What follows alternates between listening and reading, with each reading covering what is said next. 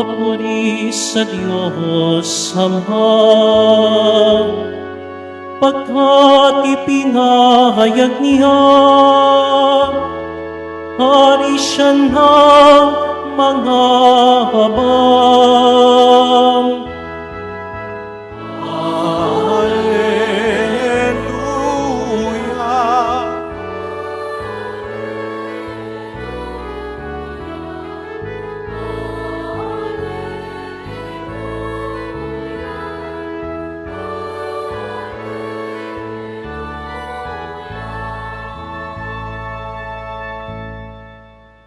Sumainyo ang Panginoon. At sumaiyo rin. Ang mabuting balita ng Panginoon ayon kay San Marcos. Papuri sa iyo, Panginoon. Noong panahong iyon, sinabi ni Jesus sa mga tao, ang paghahari ng Diyos ay maitutulad sa isang naghahasik ng binhi sa kanyang bukid. Pagkatapos niyon, magpapatuloy siya sa kanyang pang-araw-araw na gawain. Tutubo at lalago ang binhi nang hindi niya nalalaman kung paano. Ang lupa'y siyang nagpapasibol at nagpapabunga sa mga pananim. Usbong muna sa kauhay na pagkatapos ay mahihitik sa mga butil. Pagkahinog ng mga butil, agad itong ipagagapas sapagkat dapat nang anihin. Sa ano natin ihahambing ang paghahari ng Diyos? Sabi pa ni Jesus, anong talinghaga ang gagamitin natin upang ilarawan ito? Tulad ito ng butil ng mustasa na siyang pinakamaliit sa lahat ng binhi. Kapag natanim na at lumago, ito'y nagiging pinakamalaki sa lahat ng puno ng gulay. Nagkakasanga ito ng malalabay. Ano pat ang mga ibon ay nakapamamugad sa mga sanga nito. Ang salita'y ipinangaral ni Jesus sa kanila sa pamamagitan ng maraming talinghagang tulad nito, ayon sa makakaya ng kanilang pangunawa. Hindi siya nangaral sa kanila nang hindi gumagamit ng talinghaga.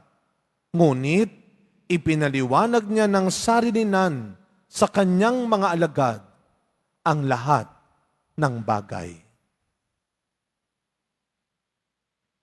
Mga kapatid, ang mabuting balita ng Panginoon. Pinupuri ka namin, Panginoong Hesu Kristo. Magsiupo ang lahat. Good afternoon po sa inyong lahat. Batiin muna natin ang mga katabi natin. Good afternoon. At mga kapatid, kasabay ng mainit na naman na panahon ngayon, bigyan natin ng mainit na palakpak ng pasasalamat at papuri ang ating mahal na pong Jesus Nazareno. Mas malakas sa palakpak para sa Kanya sa mainit na hapon na ito. Talagang alam nyo, hindi lang mabilis ang panahon dahil ngayon ay huling araw na ng Enero. Tapos na ang January. Ilang buwan na lang, tanong mo na sa isip ninyo, Pasko na, dami niyong pera, ha? Talagang ilang buwan na lang, pwede namang mahal na araw na, pwede naman na All Saints Day. Pasko kagad ang naisip natin, pero magandang yan, magandang sign na meron tayong masayang tinitignan pa rin, na meron tayong positibong tinitignan pa rin, na sa kabila ng maraming pagsubok, darating at darating ulit ang Pasko, ang pinakamasayang araw sa buhay ng tao. Pero mga kapatid, bukod sa mabilis ang panahon, pabago-bago ang panahon. Kaya maraming nagkakasakit daw ho. Kanina ang lamig-lamig, no? Pagising ng umaga, kumulimlim, umulan, humangin, ngayon napakainit. Kaya alam niyo yung pabago-bagong yan, isang ugali ang dapat nating hingin sa Diyos. Hindi lang dagdagan niya ang ating pananampalataya. Ano pang dapat natin hingin araw-araw? Sigurado ako sasang-ayon kayo, Lord, bukod sa pananampalataya, dagdagan mo pa ang aking pasensya.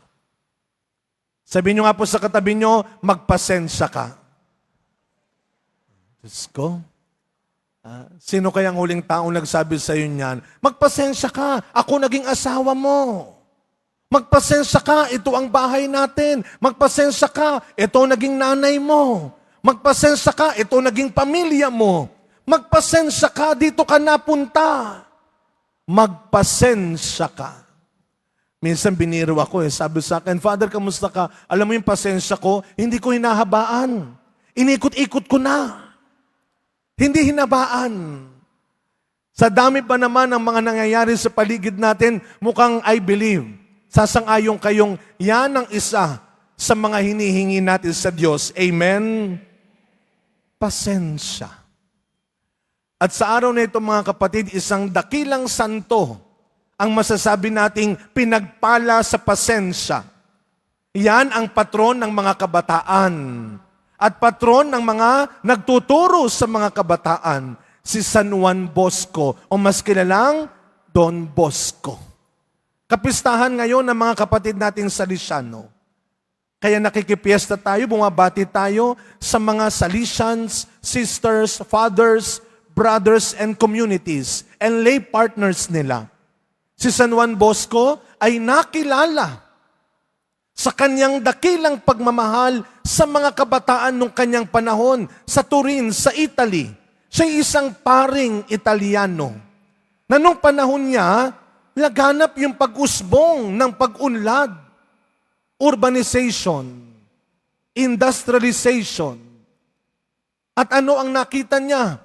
Nanganganib ang buhay ng mga bata na hindi natuturuan. Sino ang sinalba niya? Ito nakakalungkot ko minsan. Sa paglago, sa pag-unlad, may mga naiiwan tayo. Minsan pa, di ba, sabi nila, madalas nababanggit din ito ni Cardinal Advincula sa kanyang mga homilya. Kasama lahat, lahat kasama, sana. Sana nga. Kasama lahat, lahat kasama, sana nga. Sana nga sa pamilya natin. Sana nga sa community natin. Sana nga sa simbahan natin. Sana nga sa pinagtatrabahuan ninyo. Kung may lumalago, umuunlad na isa, sana kasama lahat. Amen? Yun ang ipanalangin natin. Kaya nung ginawa ni Don Bosco, inalagaan niya ang mga batang palaboy na para sa kanya'y naiiwan, napapabayaan. Tinuruan niya ang mga ito. Pinagpasensyahan niya. Alam natin, pag sinabing mga bata, talagang hahabaan mo ang pasensya. Kaya nga ang mga bata, huwag niyong tignang problema. Huwag niyong tigyang pasaway lang. Huwag niyong tignang konsumisyon. Ang mga bata ay biyaya. Bakit? Marami silang ituturo sa atin. Number 1 niya, ang magpasensya. Kaya ano ang sabi ni Juan Bosco? An hour of patience is more than a day of fasting. Ang isang oras ng pagpapasensya ay mas dakila kesa isang araw ng penitensya. Grabe no? Yung isang oras ng pagpapasensya mo, katumbas ng isang araw na penitensya. Kaya biyaya ho yun. Huwag niyong pagsasawaan. Ngayon kapag naubos na, huwag natin kakalimutang humingi kagad sa Kanya.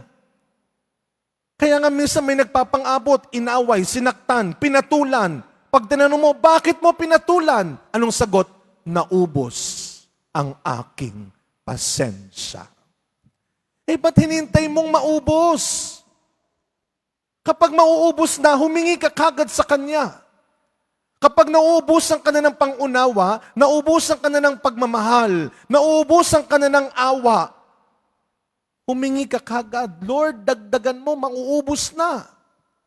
Hindi kung kailang naubos na at nanakit ka na, saka mo sasabihin, mali pala.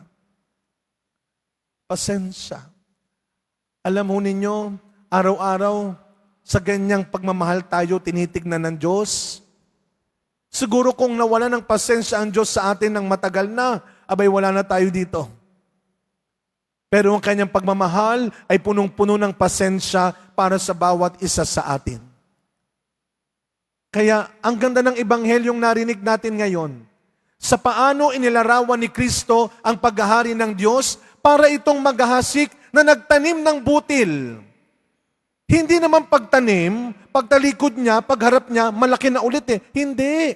Ano ang sabi ni Kristo? Unti-unti itong lalago, lalaki, mamumunga.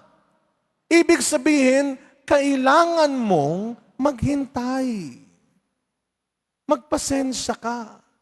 Kung hindi pa kagad lumaki katulad nung sa kapitbahay mo, kung hindi pa kagad namunga kagaya ng kakilala mo, magpasensya ka. Ganun ang paghahari ng Diyos. Kaya nga sa buhay natin, huwag kang masyadong malupit sa sarili mo. Hindi mo maibibigay ang bagay na wala ka. Paano ka magiging mapagpasensya sa iba kung sa sarili mo hindi ka mapagpasensya? Huwag kang masyadong mabigat sa sarili mo. Huwag kang masyadong malupit sa sarili mo. Pagpasensyahan mo rin ang sarili mo. Kaya ang ganda ng sinabi ni Kristo sa bandang huling bahagi ng Ebanghelyo. Ipinangaral ni Jesus sa kanila sa pamamagitan ng maraming talinghaga ayon, makinig po kayo, ayon sa makakaya ng kanilang pangunawa. Ang Diyos, punong-puno ng pasensya sa iyo. Huwag kang maubusan ng pasensya sa sarili mo. Nagkakamali ka, oo, pero hindi ka masamang tao. Siguro ngayon, hindi mo kagad magawa. Pag tumatanda na, huwag niyong isiping wala na kayong kwenta. Pag tumatanda na, huwag mong isiping wala ka nang magagawa. Una, pasalamat ka, tumanda ka.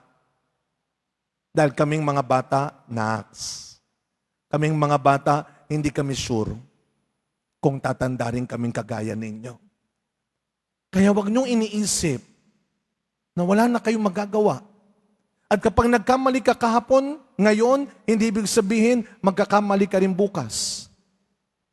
Kaya sa misang ito, mga kapatid, ito ang hilingin natin sa Pong Jesus Nazareno.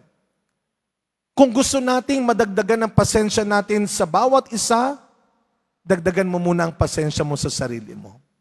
Na araw-araw, tinitignan ka ng Diyos, hindi bilang isang taong wala na at tapos na, kundi isang taong meron pa at pwede pa.